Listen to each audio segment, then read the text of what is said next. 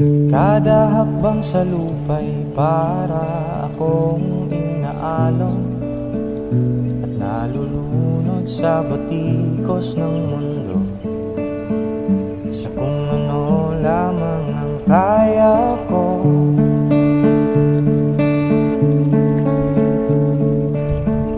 Higang-higa na sa mga problemang di masolusyonan agad, parang wala nang bukas. Pwede bang umiwas? Hinahanap ang sarili ngunit di nakakayanin sa ligaw na dinadaanan ko. Sana to patungo, sana ko